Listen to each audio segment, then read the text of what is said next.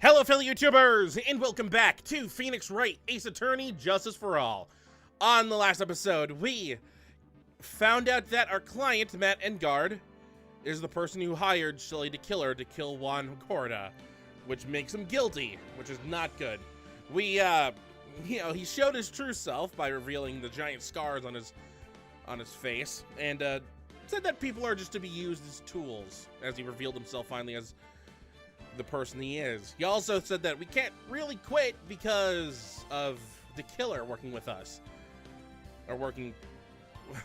we have to work with the killer, otherwise Maya goes away for a long time. So, Edgeworth showed up, and Edgeworth kind of already knew that. So now we have to decide, do we get the not guilty verdict, or do we go for a guilty verdict? Which is going to be troublesome. Although at that time, the killer called us on the radio and said that we need to hurry up tomorrow and get that not guilty verdict. But then a cat meowed in the background, and it sounded just like Shu, Matt's cat. So using that clue, we headed off to Matt's house, and unfortunately the killer and Maya got away, but Maya did leave us a clue. She found a picture frame of Celeste Impacts there, which said, "My love, Celeste," which is weird because she was with Juan. So heading back over to the detention center to go do the last psyche lock of the game, we unlocked the secret from Adrian that Celeste used to date Mac before that. And that's why she ended up committing suicide, because Matt revealed it to Juan. Juan, being jealous, decided to end it, and then she also ended it. So, on this episode, we are heading off to trial, where we're gonna have to make a decision. Luckily, we don't have to make it for a little bit, but this is the final day of the trial, so let us enter, as torn as we are.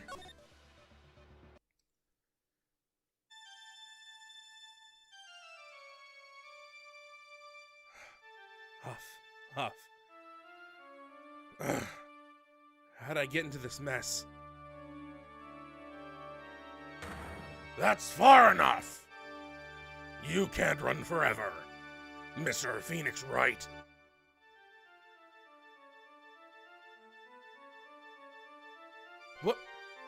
What have I done wrong? I cannot allow you to go on like this. But I'm just a civil defense attorney. Silence! You are no longer worthy of your title.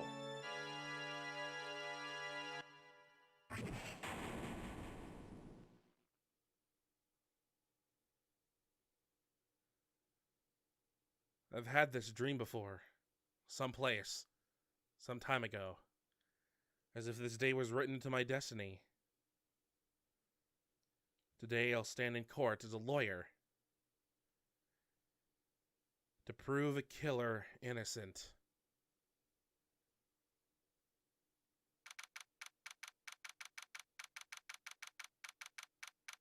A nice bookend. We had that dream at the first court case, right before we lost our memory.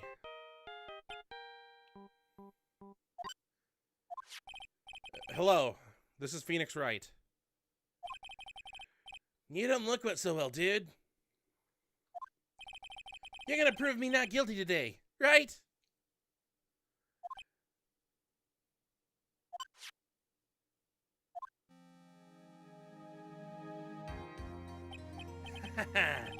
If you please, Mr. Lawyer. Remember, it's not just me. Your precious friend's life is riding on today's verdict, too. Hey, why don't you say that louder to the two cops behind you, huh? Now listen up. You better get Engard a guilty sentence, okay? If you get that creepy slime bag and not guilty, I'll never forgive you. Ever! Maya.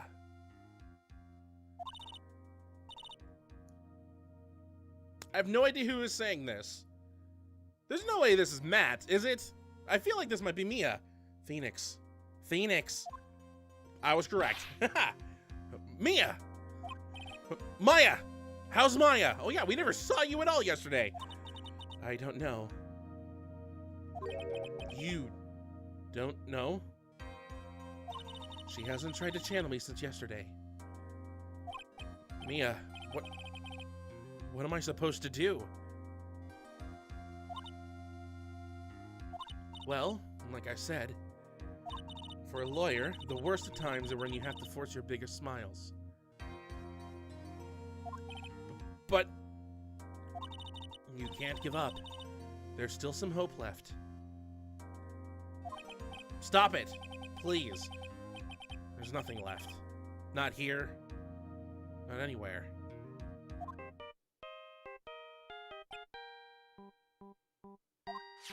Ah, it's that accursed Ingard again. Will you leave me alone? Look, don't call me anymore. I mean it. You're really mean, pal. Oh, poor Gumshoe. Ah! Gumshoe! I'm really, really sorry. Where are you? They let me join the investigation team, and we're chasing after the killer, pal. Then you have some sort of lead? Sorry, but right now we got 0 leads on the guy. But we're not going to give up. Gumshoe. Until the oh, my voice. They just started this episode. Until the trial is over, until the verdict is handed down, we're going to do everything we can and find a killer. If we can get Maya out, we can get Ingard the guilty verdict he deserves, pal. That's true. I could do that if they found Maya first. You got that? So you have to do whatever you can to make the trial last longer. I have to make the trial last longer? If you go, Mr. Edgeworth, with everything you've got, then you two can draw it out. Oh. Now I get it. I believe in you, pal. You and Mr. Edgeworth can do it. So, believe in us. We're gonna give it all we've got, just like you. Got it. Thanks, Gumshoe. Hey, Phoenix. You understand now, don't you? You have something money will never be able to buy. Friendship. It's the strongest weapon in the world, and you have it in abundance. Yeah. Looks like we're coming to the end. I have to make the trial last as long as I can. Gumshoe will come through. I know it. We got our strategy now. Delay. Delay tactics. The longer we can hold out, the longer Gumshoe and the task force have of finding Maya. If Maya is found first, then who cares about getting the not guilty verdict?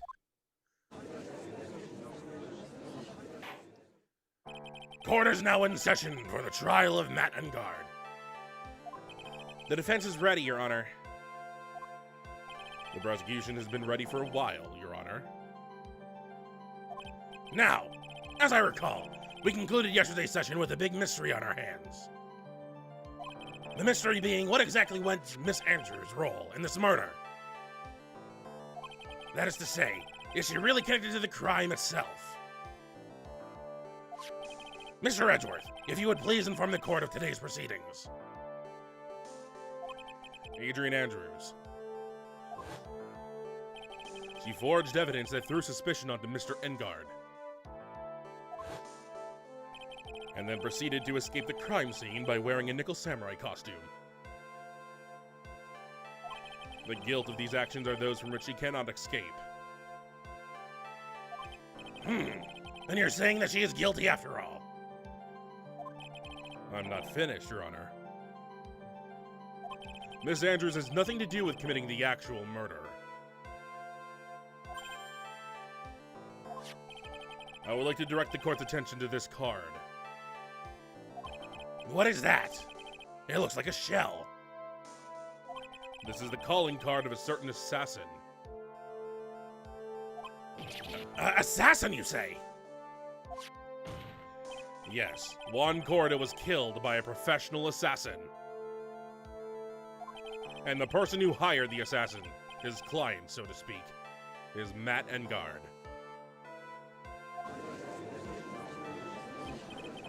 What a surprising turn of events!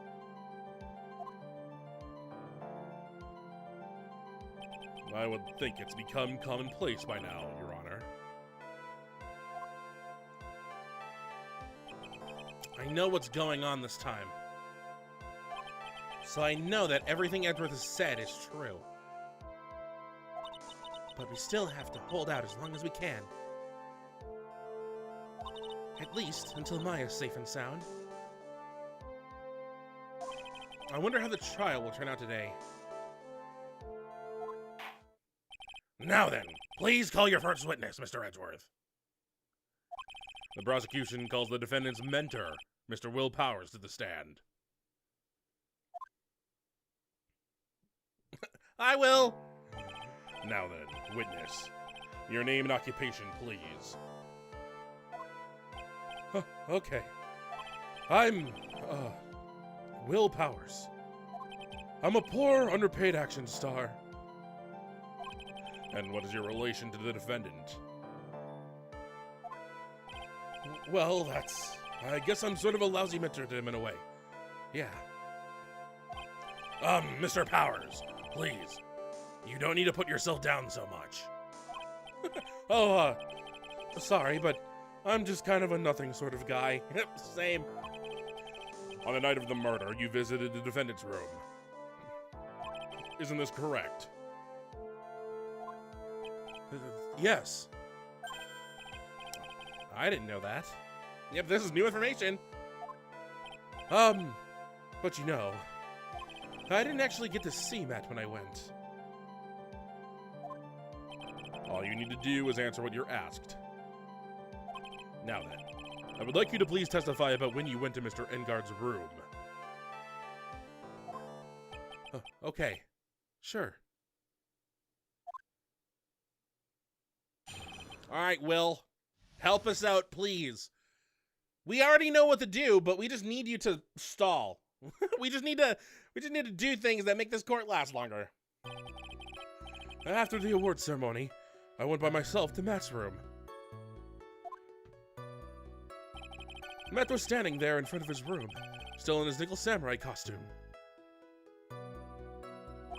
He was talking with someone. At first, I thought it was the bellboy. I watched the two of them for a while, but then I gave up and went back. I had guests with me that night, and I couldn't make them wait for me. Sorry, I know who the guests were. Nothing sounds out of place in Mr. Powers' testimony. And talking with the bellboy is no big deal.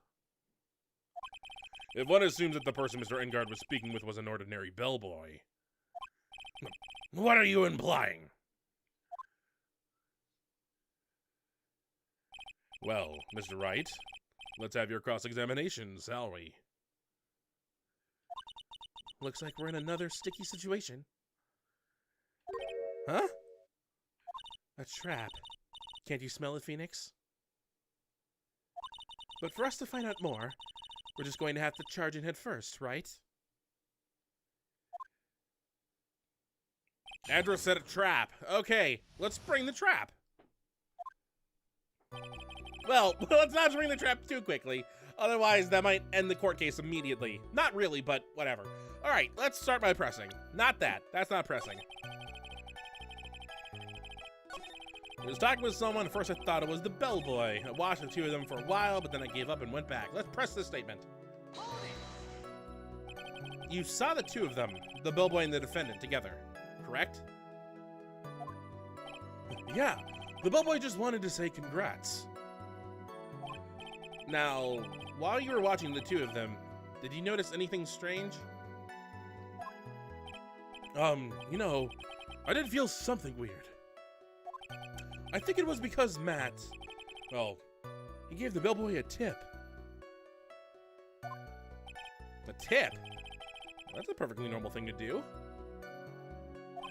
So, how long did you watch the two of them? Not more than a minute or two, I think.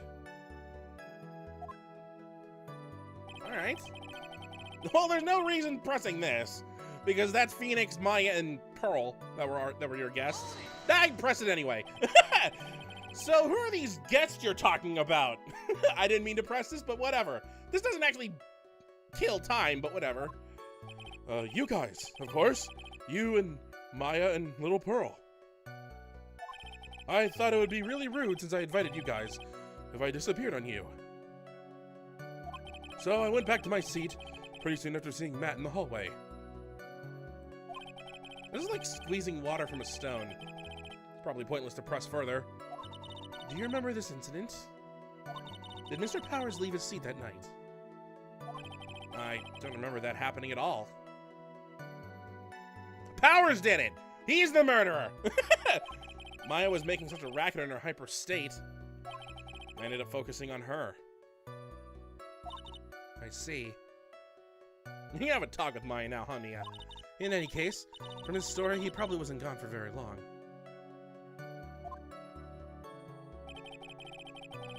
Okay, we just loop back around. Let's press the one about the bellboy now. This one. At first? What do you mean by that? I didn't think it was a normal bellboy. And why was that? Why did I think that, Mr. Wright? You don't know? How am I supposed to know? Hey, wait a second. Actually, Mr. Powers, only a few minutes ago you stated, you know, I did feel something weird. I think it was because Matt, well, gave the bellboy a tip. Could it be that you felt something strange about the tip-giving incident itself? Help me, please. Don't look at me like that. Ah! Yeah, that's it. You really know your job. Well, I don't want to brag. Mr. Edgeworth. Yes, Your Honor. This bellboy. He wasn't an ordinary one, was he? Perhaps we should let the witness tell us. Very well. Mr. Powers, please amend your testimony. You mean about the bellboy, right? Oh boy, what's he gonna say? Matt gave the bellboy a tip. Let's press this. So he gave the bellboy a tip. What's so strange about that? Ah, well, you see, Matt's not a poor penny pincher like me. I was trying to figure out how much it was because the tip was... I was trying to figure out how much it was because the tip really shocked me. How much it was? But that's when something even more surprising happened. The bellboy was putting the tip he got in his pocket. And that's when I got my first good look at the guy's face. I was really shocked. I'm afraid I don't follow at all. It sounds like Mr. Powers was surprised twice by this event. I wonder which of his shocking moments I should ask about. The bellboy's face and Guard's tip. Let's talk about the tip. What was so weird about the tip? The defendant is a huge star. He can afford to give generous tips, wouldn't you agree? Sure. But giving him that much was maybe a little too much, I think. A little too much? Would you please clarify for the court? About how much would you say the defendant gave to the bellboy? Honestly, I don't know. I can't even begin to guess. And why is that? Because he gave the bellboy a really fat roll of cash. A roll of cash?!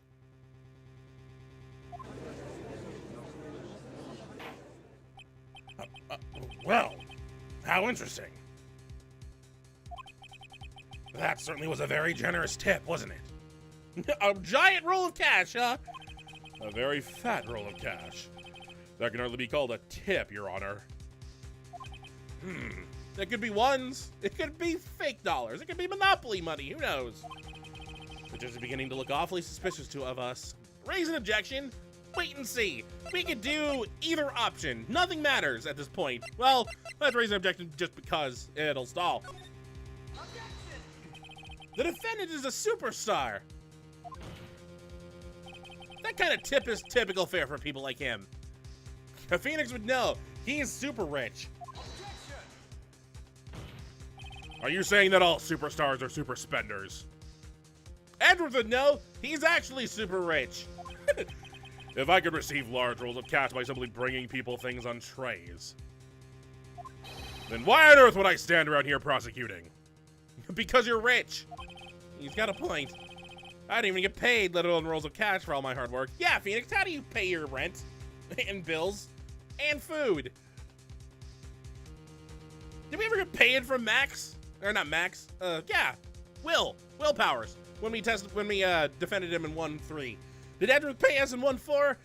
We certainly didn't get paid for 1-2 because that was my and then us. And I think our payment in 1-1 was the Thinker statue, which turned out into police evidence now. So supposing that roll of cash was not a tip, then what was it? Payment, Your Honor.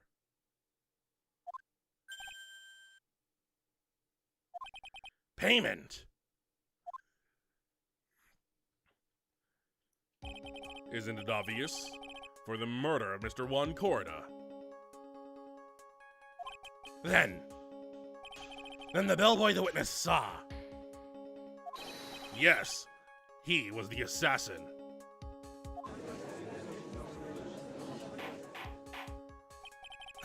Hold your horses now. Mr. Edgeworth, you don't have any proof of this. Do you? Have I ever been unprepared to support my claims, Your Honor? Once, I think. I have here the card showing the killer left at the crime scene. He said scene of the crime, same words. Shelley, the killer. He is the person the police's special investigations team has been chasing for ages. I am certain that the person the witness saw was this very assassin, Shelley the killer. Oh, poor Will. Really? You are screwed. You saw an assassin. What's wrong, Mr. Powers? Oh, he just thought the same thing. No, nothing. Something just clicked in my head and I think I've just figured something out. Oh? Actually, I saw that bellboy later on that night. What? Mr. Powers, please testify. Tell us what you saw. Yes, sir. Right away. How is this going to end well for us? The second time. This time I was in that hallway because I had to go to the bathroom. And that's when that bellboy I saw earlier came out of the room. Of course, when I say room, I mean Juan Corda's room. Now that I think about it, that bellboy did seem kind of out of place. Yeah, so he had to be the assassin. I'm sure of it. I mean what? Thank you very much. That is all we need for now. Huh? But I'm not done. There's still more. Let us first establish that the bellboy was truly Mr. the Killer. Then we shall see. So the bellboy came out of the victim's room. And if that bellboy really was the assassin, then I think the answer is fairly obvious. That would be correct, Your Honor. Well, Mr. Wright, I believe it's your turn to entertain and make us laugh. Oh, poor Phoenix. This is no laughing matter. He laughs when he's afraid. All right. Let's start by pressing something. Not this one. Not this one either. Not this either. This one! Why do you seem out of place? So what exactly was so out of place about him? Phoenix, look more confident. Right. Why the insipid grin? Maybe because I have no idea what damaging thing he's going to say next. Well, the bellboy was empty-handed. Empty-handed? That bellboy was one of those room service people, right? But he wasn't pushing a cart, and he wasn't holding a tray either. You'd call that a little strange too, wouldn't you? I agree that is a bit strange, Mr. Powers. But is it really that unusual for a bellboy to be empty-handed?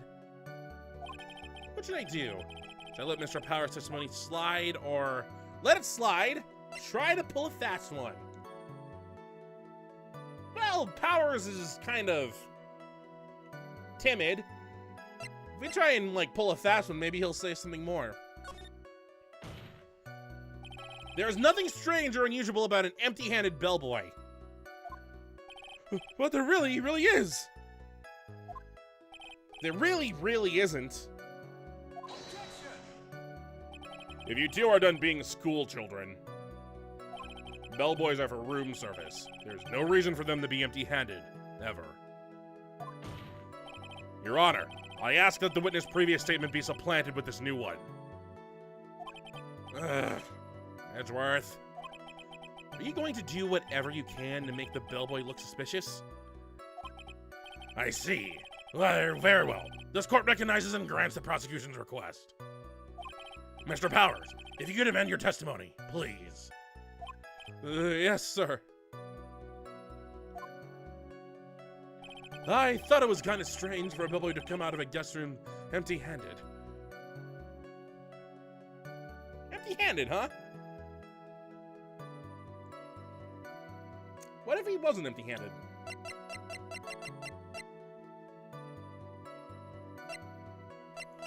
Like, what if he brought this in? Objection! Mr. Powers. Yes? You're easily influenced by other people's words, aren't you? As soon as you heard that the bellboy might have been the killer, you got caught up in believing it must be true.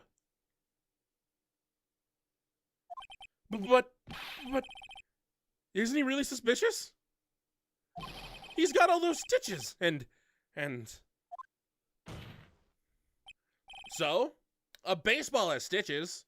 Where's this going, Phoenix? Are you saying all baseballs are suspicious because they have stitches? Phoenix, you sound like a crazy person, but let's roll with it. Gulp. Well, also, I mean, what about him being empty-handed? I would like to ask the court to please take a look here.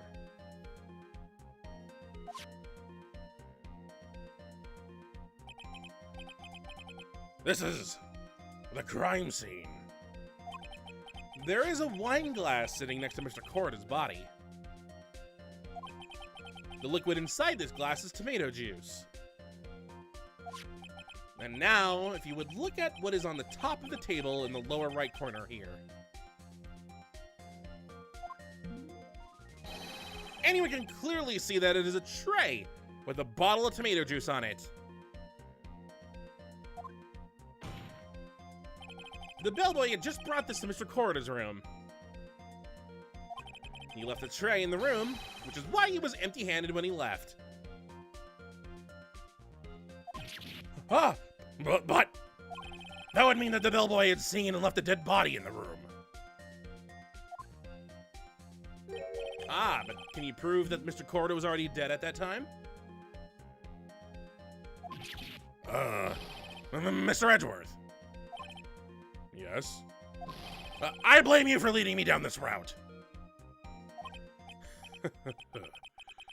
I'm terribly sorry. What is with him? Why is he laughing? Witness, Isn't there one more thing you would like to share with us?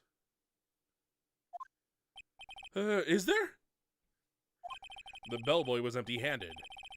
Or should I say, empty-handed. I recall you had something interesting to say about his hands. Oh yeah! I almost forgot. Huh? What? That bellboy. He was wearing gloves. Gloves? Yeah, pitch black, leather ones. All the other bellboys don't wear gloves like that, right? Black leather gloves. Why didn't you mention them earlier? Because it was a trap. Sorry, it slipped my mind. Ah, boy, does this make the bellboy look really suspicious. Alright, gotta focus. I can't get lax here. So what if he had gloves? A lot of bellboys wear gloves. Come on, Mr. Wright. That bellboy was wearing black leather ones. So? Okay, here we go again. Well, I think Phoenix is just stalling at this point, so he's just saying anything that makes kind of sense. A football is made of leather. Are you saying all footballs are suspicious because they're made of leather? Gulp. But that man, he received a large roll of cash from the defendant. And then he was seen leaving the crime scene, wearing black leather gloves. I don't think that even someone like myself can believe he was just another bellboy. Ugh. It seems that we have finally come to an understanding. Now then, witness, please continue with the rest of your testimony.